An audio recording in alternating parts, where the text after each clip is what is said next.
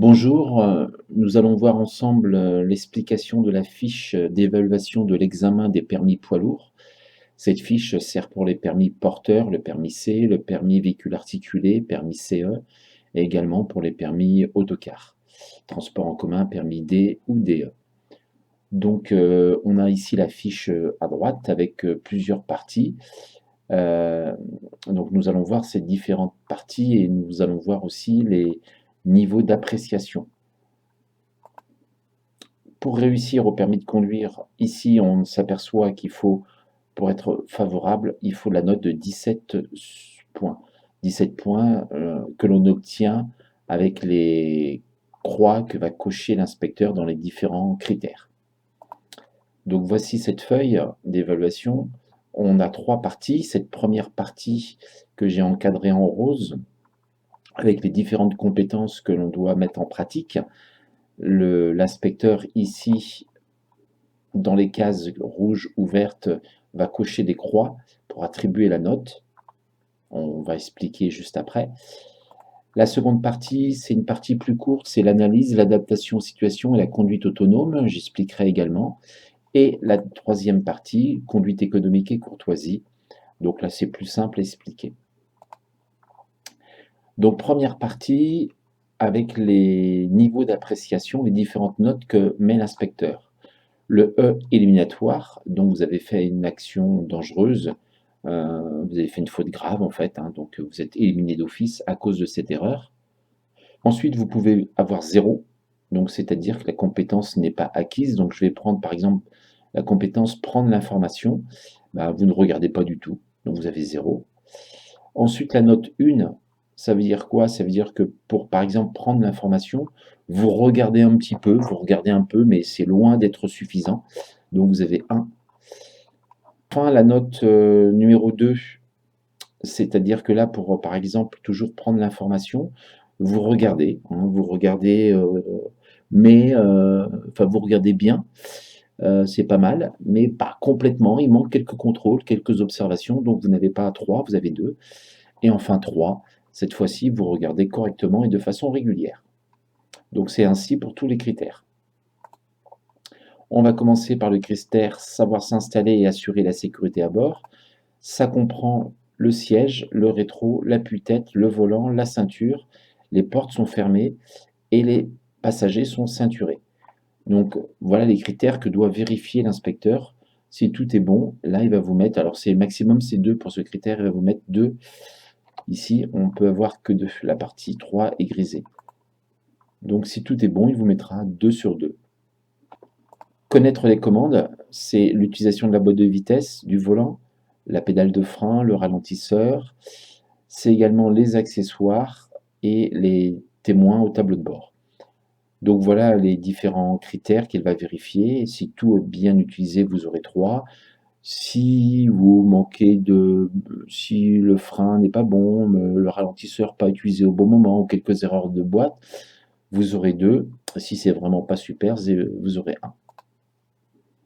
Donc prendre l'information, on l'a dit tout à l'heure, c'est regarder devant, sur les côtés, derrière. Voilà les 3 critères.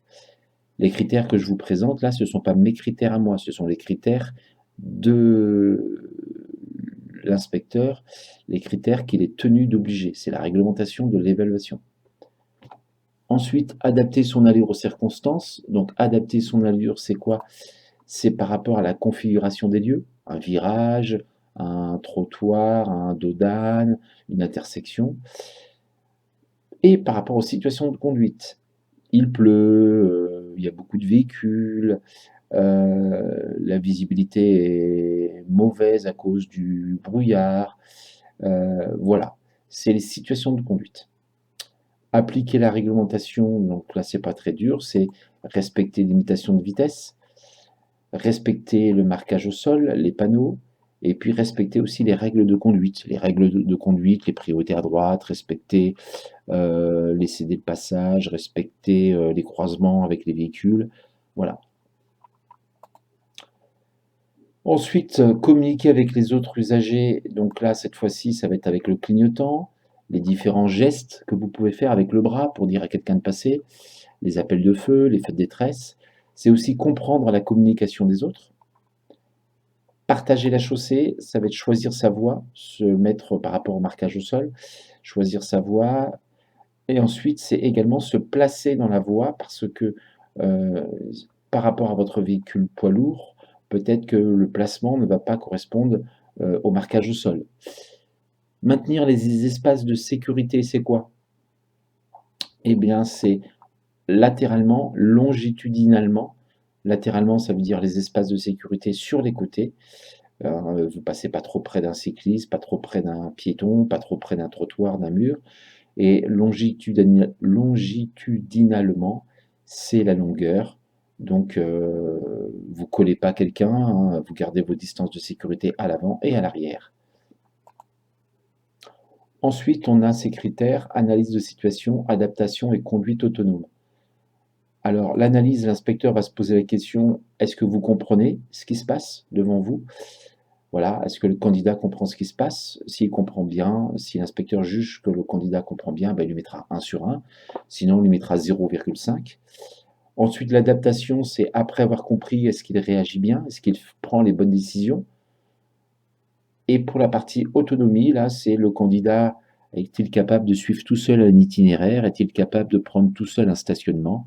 Voilà, c'est votre autonomie quand vous êtes au volant. Et il nous reste les 2 derniers critères assez rapides, la conduite économique et respectueuse de l'environnement. Donc là, c'est est-ce que vous accélérez pour freiner juste après? Est-ce que vous faites ronfler le moteur? Est-ce que vous êtes en sous-régime? Donc c'est la conduite économique, un point qui est pas facile à avoir. Et la courtoisie, donc c'est, avez-vous un comportement, préventif? Est-ce que vous trouvez les solutions favorables pour faciliter les choses avec les autres usagers? La courtoisie, c'est ça. C'est pas forcément lever la main pour dire merci, hein. La courtoisie, ça va être anticiper qu'un piéton va traverser, anticiper qu'une voiture est bloquée et qu'il est bien de la laisser passer. Voilà. Donc voici la grille complète que l'on retrouve avec les différentes compétences qu'on a vues, l'autonomie, l'analyse, la conduite autonome, là, et puis la conduite économique et la courtoisie. Donc l'inspecteur va remplir en faisant des croix, comme ici. Donc voilà, par exemple, il évalue quelqu'un qui est plutôt pas mal. Euh, donc vous voyez, on se retrouve ici à avoir des 2. Donc on a 1, 2, 3, 4, 5, 6, 7, 8, 2, ce qui nous fait 16 points. Cette personne qui est plutôt pas mal, bah forcément, elle a eu, on va dire, 0,1, 0,5 en analyse, 0,5 à l'adaptation également. Et en conduite autonome, elle s'est bien débrouillée. Elle a eu 0,5 également, elle aurait pu avoir 1. Donc voilà, ça nous fait déjà 16, plus ici 1, ça fait 17, 17 et demi. Elle n'a pas eu la conduite économique, mais elle a eu la courtoisie. Ça nous fait 18 et demi. Donc vous voyez, en ayant des résultats convenables, on obtient les 17 points et on est reçu au permis de conduire.